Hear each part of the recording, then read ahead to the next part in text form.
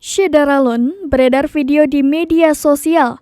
Emak-emak menggoyang-goyangkan mobilnya saat isi bensin di SPBU. Video tersebut viral seperti yang diunggah di akun Instagram @andreli_48 pada 5 Oktober 2022. Kebiasaan menggoyang-goyangkan kendaraan saat mengisi BBM memang kerap dilakukan oleh masyarakat Indonesia. Padahal, pihak Pertamina sudah mengingatkan masyarakat agar tidak menggoyangkan kendaraan saat melakukan pengisian bahan bakar minyak atau BBM.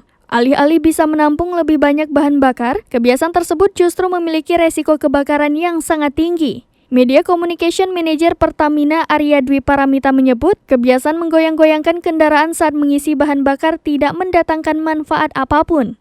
Hal itu dikarenakan bahan bakar merupakan benda cair yang sifatnya akan mengalir dari tempat tinggi ke tempat yang lebih rendah dan menyesuaikan dengan bentuk ruangan yang akan menampungnya. Jadi, digoyang maupun tidak, proses pengisian akan tetap berjalan dengan normal.